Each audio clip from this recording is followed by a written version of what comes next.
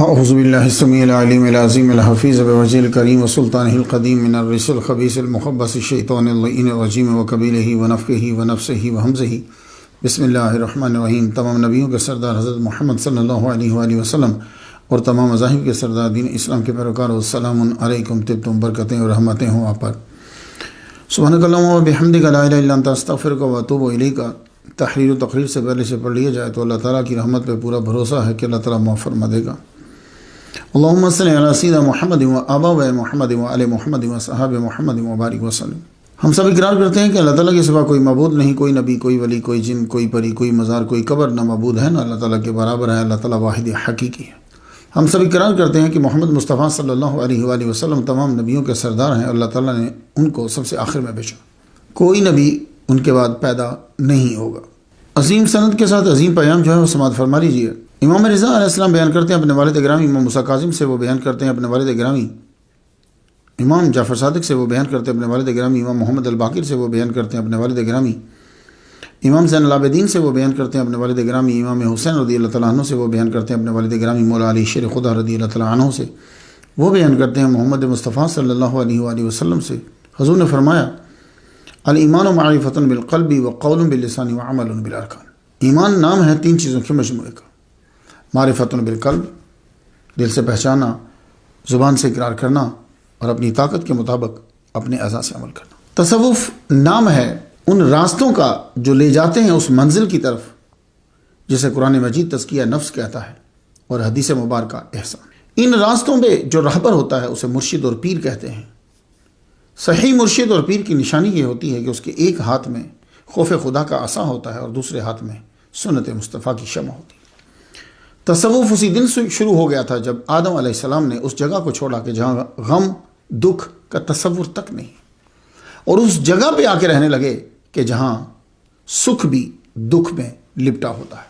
تصوف دنیا سے الگ تھلگ رہنے کا نام نہیں ہے، بلکہ یہ جاننے کا نام ہے کہ دنیا میں رہنا کیسے ہے۔ حضرت رحمت میں ربی، آج ہم جو گفتگو کر رہے ہیں حاجی سید وارث علی شاہ آف دیوا شریف، وارث آف دیوا شریف پہ میں نے تقریر کی امریکہ میں ہیوسٹن کے اندر، اور دوسری بار کینیڈا البرٹا کے شہر ایڈمنٹن میں کی۔ اب آپ جن کا عروج کر رہے ہو یہ حاجی وارث علی شاہ دیوا شریف والے، یورپ میں یہ بندہ تبلیغ کرنے گیا مگر وہ مکمل نہ تھی، ایک مختصر گفتگو تھی، تو آج ہم کچھ طویل گفتگو کریں گے۔ لیکن حاجی سید وارث علی شاہ پلس فقیر بیدم شاہ بیدم وارثی، جناب بیدم شاہ بیدم وارثی کے کلام کو پڑھنے کے بعد یہ معلوم ہوا کہ فقیر بیدم شاہ وارثی کا ذکر کیے بنا سمجھنا اور سمجھانا دونوں مشکل ہے۔ دیکھا جائے تو آج کا سرنامہ کلام جو ہے ایک نام نہیں دو نام ہے، سوچا جائے تو دونوں ایک ہی ہیں۔ وارث پاک بے دم کا دم ہے، آواز کا وجود ہوتا ہے مگر حصہ یہ بولنے والے کا ہی ہوتی ہے۔ بیعت کرنے کے بعد اپنے مرشد میں بیدم شاہ وارثی فنا ہو گئے۔ خود ہی فرماتے ہیں، میں مل کر غبار کوئے جانا ہو گیا، مجھ نکمے سے عجب کارنامہ ہو گیا۔ فروغ حسن بو تراب کیا کہنا، حضور وارث عالی جناب کیا کہنا، نہ ان کے دام زین سے جدا ہوا بیدم، غبار بن کر رہا ہم ریکاب کیا کہنا۔ ہم وارث علی شاہ اور دیوا شریف کو تبھی سمجھ پائیں گے جب ان کے مرید کے کلام کو ہم پڑھیں گے۔ تو آج کے موضوع کی جزیات جو ہیں وہ حاجی وارث آف دیوا شریف کی حالات زندگی، آپ کی تعلیمات اور وظائف، زرد رنگ کے لباس کا مسالہ، بیدم شاہ وارثی کا کلام اور کلام میں پیام، یہ ہماری آج کی جزیات ہے۔ وارث پاک کی تاریخ ولادت 1238 ہجری یکم رمضان 11 مئی 1823 عیسوی بنتی ہے۔ تاریخ وصال آپ کی 1323 ہجری ہے، بمطابق اپریل 1905 عیسوی۔ پیر پیراں عبد القادر گیلانی رحمۃ اللہ علیہ کے وصال سے 677 قمری سال بعد پیدا ہوئے۔ آج 27 فروری 2022 میں آپ کو دنیا سے گئے ہوئے 117 شمسی سال ہو چکے ہیں۔ آپ کا مزار موجودہ ملک ہندوستان کی ریاست اتر پردیش کے ضلع بارہ بنکی کے ٹاؤن دیوا شریف میں مرجع خلائق ہے۔ زیارت کر لیجیے اور فاتحہ پڑھ لیجیے۔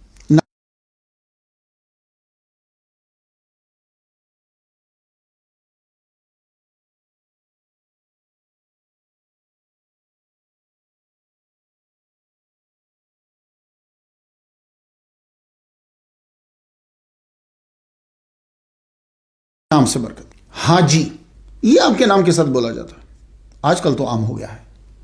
کون سا ایسا ٹائٹل ہے جو عام نہیں ہو گیا؟ علامہ، ملا، مولانا، مفتی، شیخ الاسلام، حتیٰ کہ مجدد تک یہ بھی عام ہو گیا۔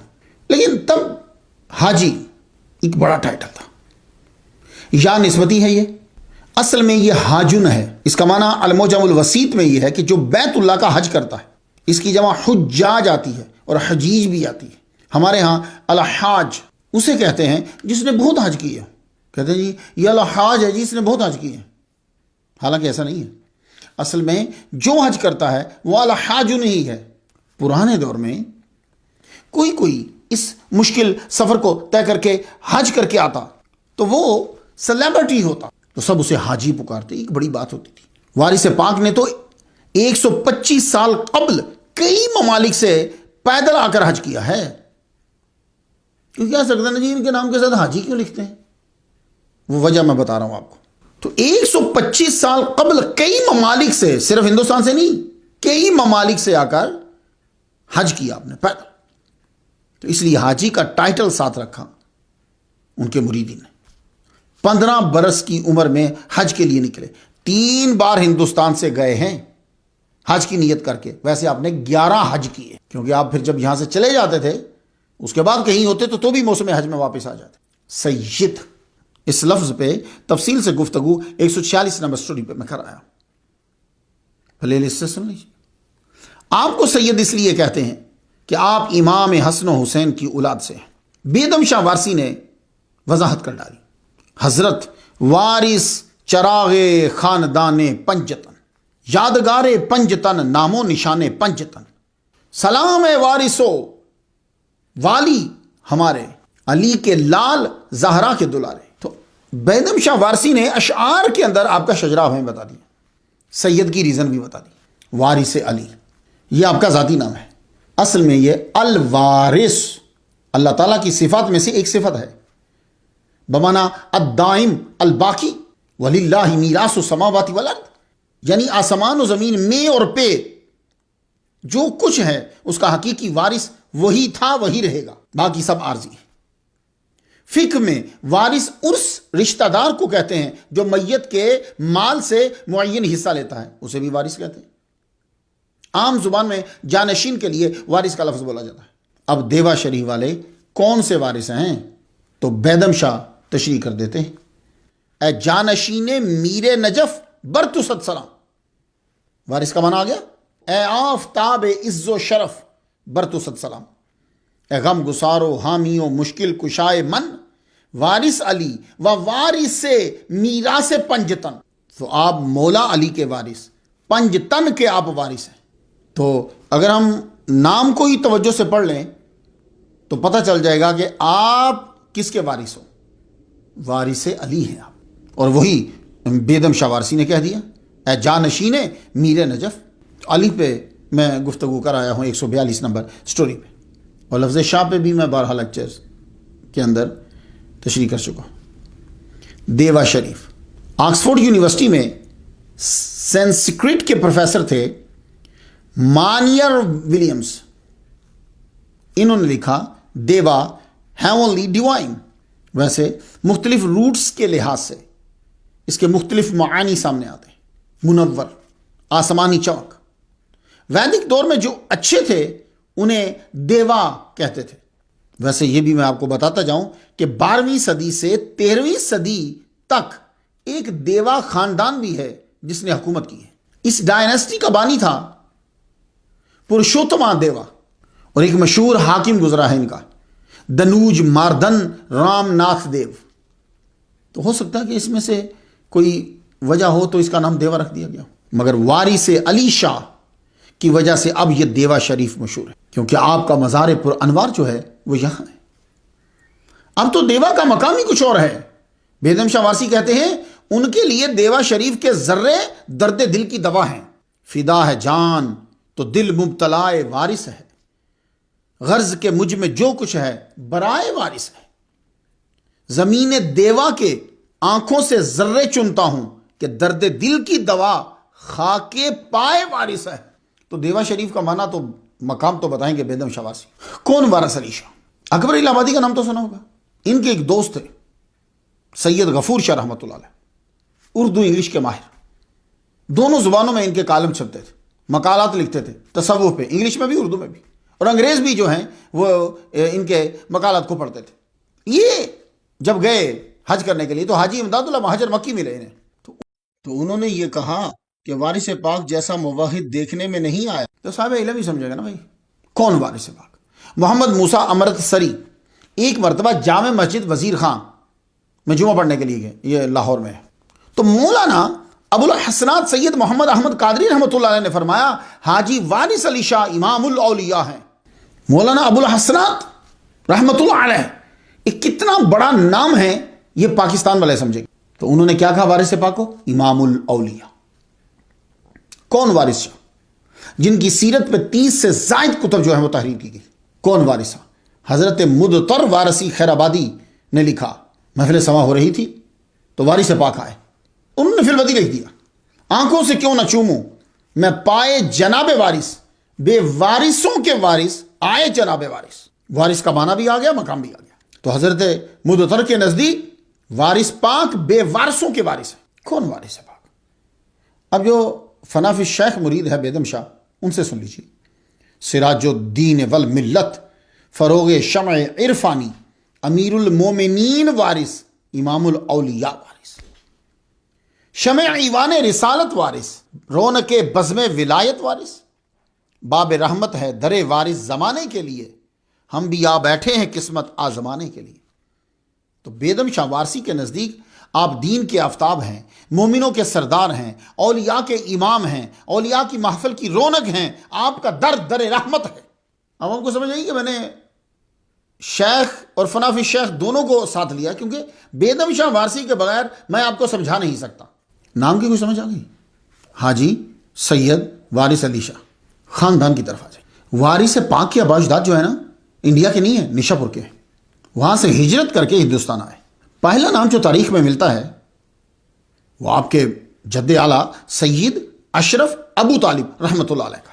آپ ہندوستان آنے سے پہلے مشہد گئے امام رضا کی قبر مبارک پہ، حضرت رحمت ربی، اللہ نے مجھے بھی شرف بخشا ہے، میں 1997 میں زیارت کر کے آیا تھا، بس بائی روڈ ہی گیا تھا پاکستان سے۔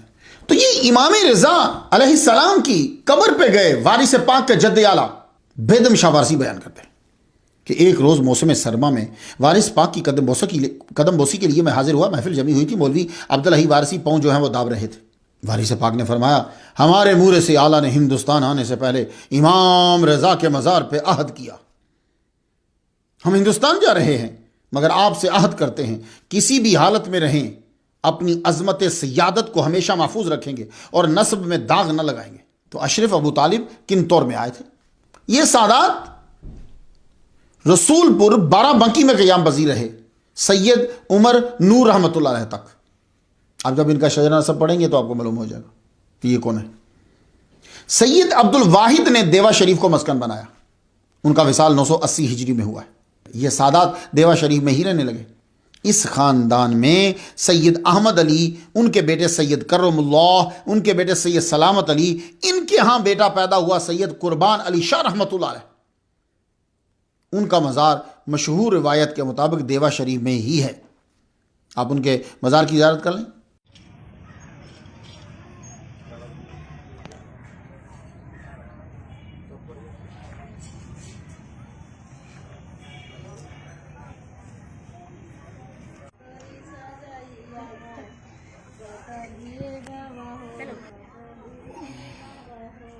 لکھنؤ یونیورسٹی کے پروفیسر ڈاکٹر محمد انیس صاحب کا شکریہ کہ انہوں نے یہ کلپ بھیجا۔ انہوں نے ایک بات اور بھی بتائی ہے، کہتے ہیں کہ کچھ لوگوں کا یہ کہنا ہے کہ یہاں آپ کی قبر کی اینٹ مبارک دفنائی گئی ہے، اصل مزار مہرولی میں ہے، واللہ عالم۔ یہاں عرس بھی ہوتا ہے دیوا میلہ کے نام سے۔ سید قربان علی شاہ رحمۃ اللہ علیہ عالم فاضل تھے، عراق سے بھی تعلیم حاصل کر کے آئے۔ آپ کا نکاح چچا کی بیٹی سیدہ سکینہ سے ہوا۔ اللہ تعالیٰ نے اس سید جوڑے کو یکم رمضان المبارک 1238 ہجری میں ایک بیٹا عطا فرمایا۔ اس خوبصورت حسین بچے کا نام وارث علی رکھا۔ آپ کے 2 سال مکمل ہو گئے، تیسرے میں قدم رکھا ہی تھا کہ والد صاحب کا انتقال ہو گیا، سید قربان علی شاہ رحمۃ اللہ علیہ۔ اسی سال آپ کی والدہ ماجدہ طیبہ طاہرہ سیدہ سکینہ رحمۃ اللہ علیہا بھی چل بسی۔ اب آپ کی دادی سیدہ بی بی حیات النساء نے یہ ذمہ داری سنبھالی۔ وارث پاک کی عمر 4 سال ہوئی، رسم بسم اللہ ادا کی گئی۔ قرآن مجید آپ نے اپنے چچا سے پڑھا اور 2 سال کے اندر اندر حفظ بھی کر لیا۔ آپ کا بچپن بھی بڑا اعلیٰ تھا۔ آپ کے پاس اگر کبھی پیسے ہوتے تو محلے میں ایک حلوائی تھا، اس کی دکان سے مٹھائی لاتے، بچوں کو بانٹ دیتے۔ شروع ہی سے جو آپ کی عادات ہے نا وہی آگے جاتی۔ وارث پاک کی عمر مبارک 8 سال ہوئی تو دادی اماں کا بھی وصال ہو گیا۔ اللہ اکبر جل شانہ۔ اب آپ کو آپ کے بہنوئی سید خادم علی شاہ رحمۃ اللہ علیہ اپنے پاس لکھنؤ لے گئے۔ یہ خود شاہ عبدالعزیز محدث دہلوی رحمہ اللہ کے شاگرد ہیں، ان سے فقہ اور حدیث سیکھی آپ نے۔ وارث پاک کو لکھنؤ لا کر مدرسہ میں بٹھا دیا۔ دوران تعلیم ہی آثار ظاہر ہونے لگے کہ یہ بچہ بڑا ہو کر کچھ خاص ہی ہوگا۔ یادداشت مضبوط تھی، سنتے یاد ہو جاتا۔ لکھنؤ کے اندر ایک بزرگ اکبر شاہ رحمۃ اللہ علیہ کی بڑی منتا تھی۔ خود سید خادم علی شاہ رحمۃ اللہ جو ہیں وہ خود ان کے عقیدت مند تھے۔ آپ وارث پاک کو ان کے پاس لے گئے، انہوں نے پاس بٹھایا اور فرمایا یہ صاحب زادہ اپنے وقت میں عدیم المثال ہوں گے۔ وارث پاک کی عمر 11 سال ہوئی تو سید خادم علی شاہ نے فوراً بائت لی، بائت کرو میری۔ فقہ حدیث کی تعلیم کے ساتھ ساتھ روحانی تعلیم تصوف کے اسباق بھی شروع ہیں۔ یہ اتنی جلدی کیوں ہو رہی ہے؟ اصل میں سید خادم علی شاہ رحمۃ اللہ علیہ کو معلوم تھا کہ میرا وقت آ گیا ہے، تبھی وہ جلدی جلدی چیز دیتے جا رہے ہیں۔ آپ نے بچپن اور لڑکپن سے ہی وظائف اور اذکار کی طرف توجہ دلائی۔ سید خادم علی شاہ رحمۃ اللہ علیہ بیمار ہوئے، مستقل 6 ماہ بیمار رہے، مگر وارث پاک کی تربیت جاری رہی۔ آخر 14 صفر 1253 ہجری میں آپ دنیا سے پردہ فرما گئے۔ سید خادم علی شاہ کی لکھنؤ میں بڑی منتا تھی۔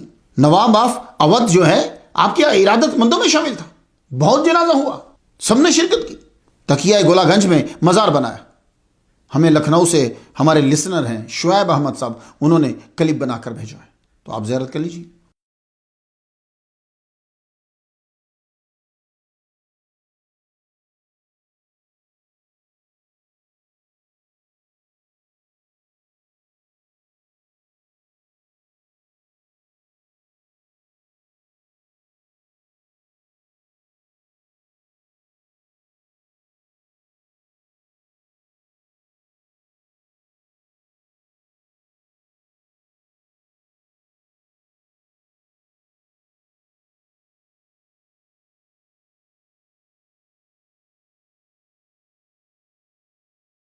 سوئم کے روز بڑے بڑے صوفیاء نے آپس میں مشورہ کے بعد سید وارث علی شاہ رحمۃ اللہ علیہ کو آپ کا جانشین گھوشت کر دیا۔ آپ کی عمر 15 سال تھی، وہاں لوگوں نے آپ کی بات کی۔ تو 15 سال کی عمر میں قرآن حفظ کر چکے ہیں، حدیث پڑھ چکے ہیں، قرآن جو ہے وہ آپ نے ساری قراتیں بھی اس کی پڑھ لی ہیں، 7 قراتوں میں بوتا ہوں کو، اور جانشین بن چکے ہیں۔ مولوی رونق علی اور رزاقی جو ہیں ان کے جد مولوی وزیر علی رحمۃ اللہ علیہ نے اسی وقت آپ کی بات کی تھی۔ یہ پہلے مریدوں میں سے، جب وارث پاک 15 سال کے، رسم جانشینی کے بعد صوفیاء اور آپ حضرت شاہ مینا رحمۃ اللہ علیہ کے مزار پر گئے۔ آپ اس مزار کی زیارت کر لیں، ہمیں یہ کلپ وہاں سے شعیب بھائی نے بھیجا ہے۔ مزار پر جب سید وارث پاک پہنچے تو آپ نے دستار اور جبہ اور رومال اور کرتا تمام تبرکات قبر انور پر رکھ دیا۔ آپ کچھ ہی عرصہ لکھنؤ رہے، پھر دیوا شریف واپس آئے۔ آپ کی کچھ جائیداد غیر منقولہ تھی، 2 آم کے باغ تھے، کچھ زرعی زمین تھی، وہ زمین آپ نے رشتہ داروں کو دے دی۔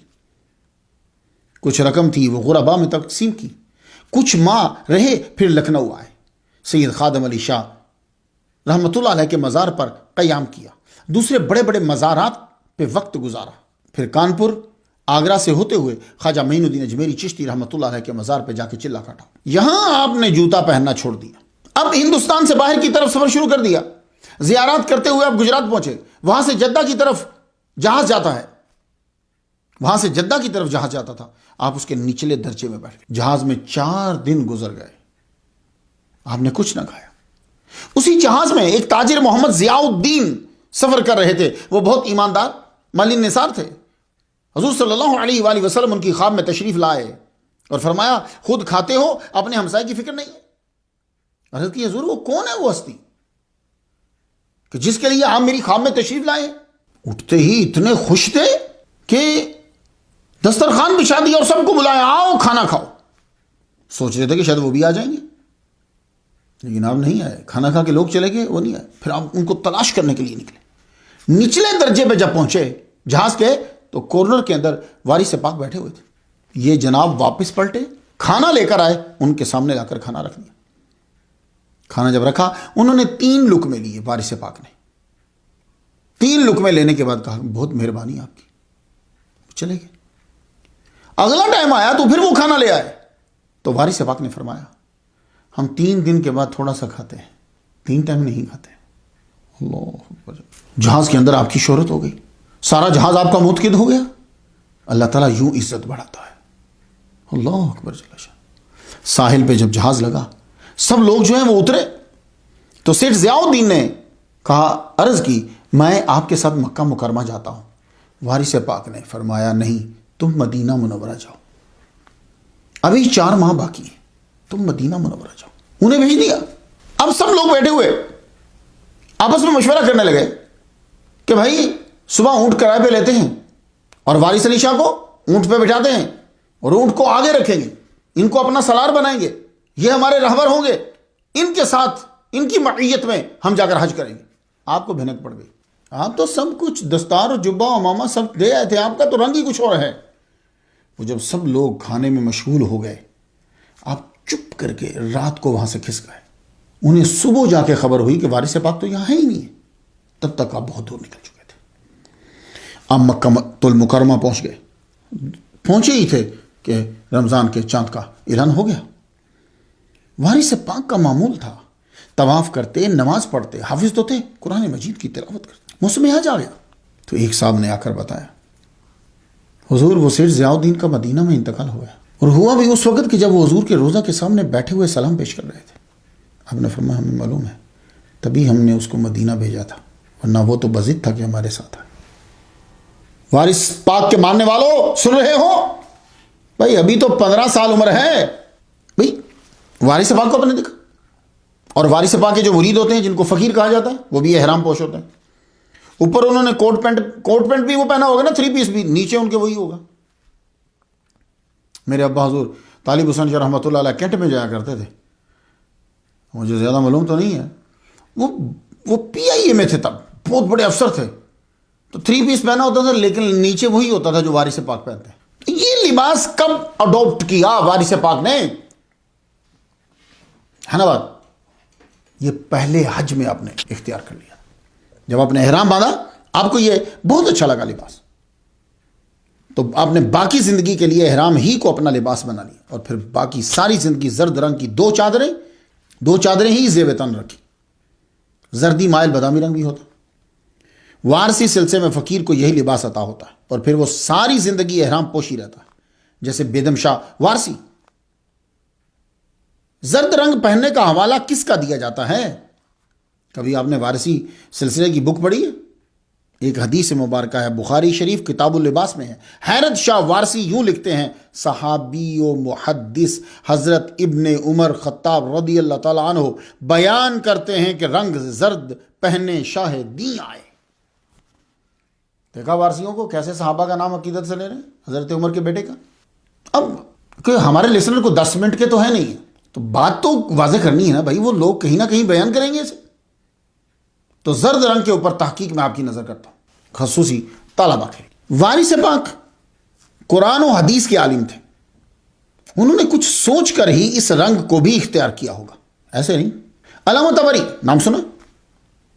انہوں نے تمام موافق اور مخالف سارے اقوال لکھنے کے بعد نتیجہ کیا نکلا کہ کہنے لگے کہ میرے نزدیک مرد ہر رنگ کا لباس پہن سکتا ہے، رنگوں پہ ڈسکس کرتے ہوئے، لیکن گہرے سرخ رنگ کے کپڑے میں ناپسند کرتا ہوں۔ اب المصنف سے چند احادیث آپ کی نظر کرنا چاہتا ہوں۔ المصنف یاد رہے گا کتاب کا نام، المصنف بہت زبردست کتاب ہے، اب اسے سن لیجیے زرد رنگ پہ۔ عمر بن میمون بیان کرتے ہیں کہ جس دن حضرت عمر رضی اللہ تعالیٰ عنہ شہید ہوئے آپ زرد کپڑے پہنے ہوئے تھے۔ اسماعیل بن ابی خالد بیان کرتے ہیں کہ میں نے مصعب بن سعد کو زرد رنگ کی ازار پہنے ہوئے دیکھا اور وہ مساکین کے ساتھ بیٹھے ہوئے تھے۔ ابو زبیان کہتے ہیں کہ میں نے حضرت علی رضی اللہ تعالیٰ عنہ کو زرد رنگ کا قمیص پہنے ہوئے دیکھا تھا۔ مجمع الزوائد 5ویں جلد ہے، صفحہ 130۔ عمران بن مسلم کہتے ہیں کہ میں نے حضرت انس بن مالک کو زرد چادر پہنے ہوئے دیکھا ہے۔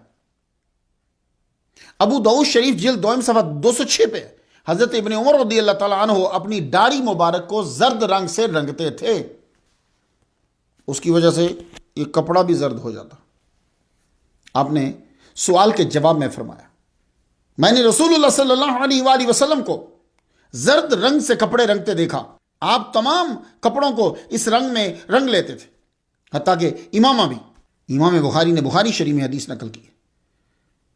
زید بن اسلم کہتے ہیں رأیت ابن عمر یصفر لحیتہ بالخلوق فقلت یا ابا عبد الرحمن انک تصفر لحیتک بالخلوق قال انی رأیت رسول اللہ یصفر بها لحیتہ ولم یکن شیء من الصبغ احب الیہ منها ولقد كان يصبغ بها ثيابه كلها حتى امامته ام سلمہ رضی اللہ تعالیٰ عنہ بیان کرتی ہے بعض اوقات رسول اللہ صلی اللہ علیہ وآلہ وسلم اپنی چادر یا ازار کو زعفران یا ورس سے رنگتے، پھر ان کپڑوں کو پہن کر باہر بھی تشریف لے جاتے۔ کچھ بات آپ کی سمجھ میں آئی؟ یہ میں نے آپ کو احادیث سے حوالہ دیا۔ اب فتاوی سے حوالہ دیتا ہوں۔ جامع الفتاوی میں ہے امام اعظم، امام شافعی اور امام مالک کے نزدیک زرد لباس پہننا جائز ہے۔ منتخب الفتاوی میں بھی ہے کہ یہ جائز ہے۔ میرے استاد محترم شیخ القرآن، شیخ الحدیث علامہ غلام رسول سعیدی رحمۃ اللہ علیہ اپنی شورى آفاق شرح مسلم شریف چھٹی جلد صفحہ 363 پہ خلاصہ لکھا ہے انہوں نے کہ ہر چند بعض احادیث میں زرد رنگ کی ممانعت ہے، لیکن رسول اللہ صلی اللہ علیہ وآلہ وسلم کے وصال کے بعد صحابہ کرام اور تابعین سے زرد رنگ کے لباس کو پہننے کی بکثرت روایات ہیں، اس لیے مخالفت یعنی ممانعت کی حدیث منسوخ سمجھی جائے گی۔ بھائی سن لیا آپ کو کہ وارث پاک زرد رنگ کیوں پہنتے تھے، میں نے آپ کو حدیث سے بھی دلائل دے دی۔ تو میں بتا رہا تھا کہ وارث پاک نے پہلے حج میں احرام باندھا، پھر اسی کو ہی رکھا لباس اپنا۔ حج مکمل کرنے کے بعد وارث پاک مدینہ چلے گئے، وہاں سرکار صلی اللہ علیہ وسلم کے روزے پر ہی رہتے، عصر اور مغرب کے درمیان جنت البقیع جاتے، حضرت بیوی فاطمہ الزہرا رضی اللہ تعالی عنہا کے مزار کے پاس بیٹھے رہتے، مغرب کی نماز مسجد نبوی میں آ کر ادا کرتے۔ مریدین سے فرمایا کرتے تھے مدینہ کے دن رات بڑے اچھے ہوتے ہیں، وہاں کے لوگ بڑے نیک اور بھولے ہوتے ہیں۔ اللہ، یہ پہلا حج تھا آپ کا۔ تو پھر مدینہ شریف میں رہنے کے بعد ایک روز سرکار کو سلام کر کے روانہ ہو گئے، فجر کی نماز مسجد قباء میں ادا کی، پھر عراق، نجف، کربلا، کاظمین۔ یہ حضرت امام موسیٰ کاظم اور امام جواد جو ہیں ان کا مزار شریف جو ہے وہ اندر ہے۔ اللہ تعالیٰ رحمت نازل فرمائے اور اللہ تعالیٰ سب کو آنا جو ہے وہ نصیب فرمائے۔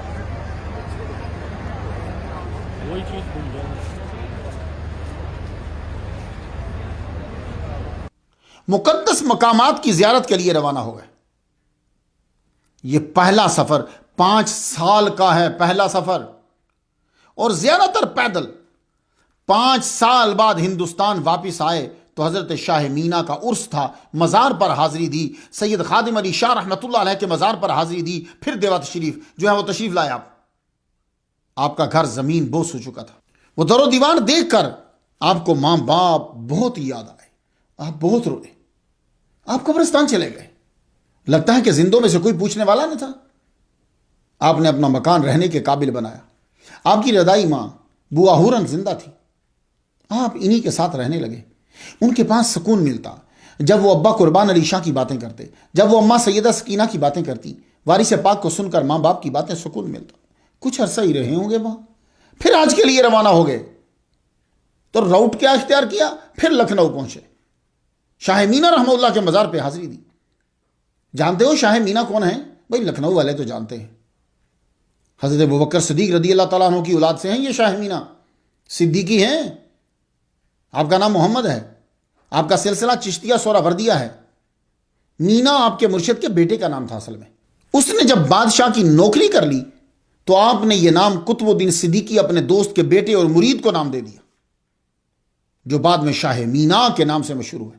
ان کا وصال 23 صفر 884 ہجری میں ہوا ہے۔ وارث پاک پھر حج کے لیے روانہ ہوا۔ مینا شاہ رحمۃ اللہ کے مزار پہ حاضری، پھر مرشد خادم علی شاہ رحمۃ اللہ کے مزار پہ حاضری۔ کچھ روز بعد پیدل ہی افغانستان روانہ ہوئے، وہاں سے ایران داخل ہوئے اور خشکی رستے حج کے موسم میں مکہ پہنچ گئے اور حج کیا۔ پھر مختلف ممالک کا سفر کرتے ہوئے واپس ہندوستان آئے۔ تیسری بار پھر حج کی نیت کر کے روانہ ہوئے۔ آپ جب بھی ہندوستان سے نکلتے تھے نا تو نیت حج کی کرتے تھے، تو آپ بھی جب جایا کرو، نکلا کرو تو کسی اچھے مقام کی، مسجد کی، نماز کی، کسی اچھی چیز کی نیت کر کے نکلا کرو۔ وہ پھر چاہے 600 مائل کا سفر ہو، چاہے وہ 1500 مائل کا سفر ہو، وہ ثواب میں چلا جائے گا۔ تو باقی کام تو رستے میں ہوتے ہی رہتے ہیں نا، چائے پانی تو چلتا رہے گا۔ تو جب بھی آپ جا رہے ہو تو یہ نیت کر لو فائنل ڈیسٹینیشن کے اوپر مجھے وہاں جا کے نماز پڑھنا ہے۔ تو وارث پاک ہندوستان سے جب چلتے تو مجھے حج کرنا ہے، تو پہلے وہاں پہنچتے، اس کے بعد پھر آگے نکلتے۔ تو یہ سارا سفر آپ کا جو پیدل چل رہے ہیں یا دخانی جہاز پہ چل رہے ہیں یا اونٹ پہ سفر کر رہے ہیں، سب ثواب میں لکھا جاتا۔ اللہ اکبر جل شانہ۔ آپ جب بھی ہندوستان سے روانہ ہوتے حج کی نیت کر کے نکلتے۔ ہندوستان سے سفر 3 بار کیا مگر حج 11 بار کیا، دیکھ رہے ہیں؟ تو پھر کہیں اور ہوتے تو وہاں پہنچ جاتے۔ یہ تیسرا سفر ممبئی سے شروع کیا، دخانی جہاز پر بیٹھے اور مدینہ شریف کے قریب اترے، وہاں قیام کیا۔ حج کا موسم شروع ہوا تو مکہ روانہ ہو گئے۔ حج کیا تو لمبے سفر پہ نکلے۔ آپ کی بار یورپ ٹارگٹ تھا۔ پہلے دوسرے سفر میں مقدس مقامات کو زیارت آپ نے کر لی ہے، اب آپ یورپ جانا چاہتے ہیں۔ اب آپ نے یورپ پھرا۔ آپ کو کسی ملک میں جاتے ہوئے پرابلم ہوتی نہیں تھی؟ اردو، فارسی، عربی، انگلش، چاروں زبانوں پہ عبور۔ یہی وجہ ہے کہ ہر ملک میں آپ کے مرید ہوتے۔ آپ بیت المقدس بھی گئے۔ میں نے آپ کو بتایا تھا نا کہ ولی کامل ضرور چکر ضرور لگاتا ہے۔ حج کے موسم میں مکہ آئے، حج کیا اور واپس ہندوستان تشریف لائے۔ خواجہ غریب نواز، ان کا تذکرہ میں 52 نمبر سٹوری پہ کر آیا ہوں، وہاں حاضری دی اور دیوا شریف مستقل سکونت اختیار کر لی۔ بھیدم شاوار سے یوں کہتے ہیں، دیوا نگر استھان بنایو، سارے ہندو کو بھاگ جگایو۔ آپ خوبصورت رج کے تھے، آپ نے ساری زندگی تجرد میں گزاری۔ آپ کے پکیزہ کردار اور سوچ کا نتیجہ تھا کہ آپ کے چہرہ انور میں بڑی کشش تھی۔ آپ عبادت گزار، شب زندہ دار تھے، رات بھر وظائف و نوافل میں مشغول رہتے۔ جسم پہ روحانیت کا غلبہ ہو جاتا تو واپس آنے کے لیے تازہ وضو فرماتے اور فجر کی نماز ادا کرتے۔ بعض اوقات تو روشنی چہرے سے حسی طور پہ ظاہر ہوتی۔ قاضی محمد الیاس وارسی مرحوم فرماتے ہیں کہ ایک رات میں وارث پاک کے پاس بیٹھا ہوا تھا کہ اچانک دیا بجھ گیا، مگر آپ کا چہرہ منور تھا، اندھیرے میں بھی چہرہ چمکتا نظر آ رہا تھا۔ ایسی روشنی میں نے اپنی زندگی میں 2 بار دیکھی ہے بس۔ ایک جب میں نے جامع نعمیہ میں پڑھنا شروع کیا تو وہاں کے جو مفتی تھے، مفتی عزیز اللہ صاحب، وہ امام اور خطیب تھے، پڑھاتے نہیں تھے لیکن مسجد کے ساتھ میں ان کو تہجد، وہ بہت جب کمزور ہو گئے آخری ان کی عمر میں نے ان کی زیارت کی ہے، تو میں ان کو پانی وضو کے لیے دینے کے لیے گیا تو میں نے چہرہ دیکھا، میں دیکھ نہیں پایا۔ اور ایک میرے پیر و مرشد سید رضا شاہ گیلانی اب پیر کوٹ شریف، وہ جب 11ویں شریف کے ختم میں کمرے سے باہر آتے تھے نا، کوئی ٹکٹکی لگا کے ان کے چہرے کو دیکھ نہیں سکتا تھا۔ ویسے تو میں ان کی زیارت کرتا رہتا تھا، لیکن خاص طور پہ جب غوث پاک کا ختم ہوتا تھا۔ وارث پاک کا کچھ یہی عالم تھا۔ مولانا محمد ناظم علی مدرسہ عالیہ فرقانیہ نے بتلایا کہ آپ کے چہرہ انور کو نظر جما کے دیکھنا مشکل ہوتا تھا۔ حضرت وارث پاک مختصر بات کرتے اور اگلے کا مسئلہ حل ہو جاتا، اور بعض اوقات تو نظروں سے ہی حل فرما دیتے۔ اس کا مجھے تجربہ ہے۔ تو لکھنے والے نے صحیح لکھا ہے کہ وارث پاک بعض اوقات تو نظروں سے حل فرما دیتے، بعض اوقات چھوٹا جملہ بولتے، وہ بھی جملہ پورا بھی نہ ہوتا، اگلے کا مسئلہ حل ہو جاتا۔ یہ وارث پاک کا کمال تھا، اس کو میں روحانیت ہی کہتا ہوں جناب۔ مولوی سید محمد کریم رضا چشتی اشرفی رحمۃ اللہ علیہ بڑے مدرس تھے،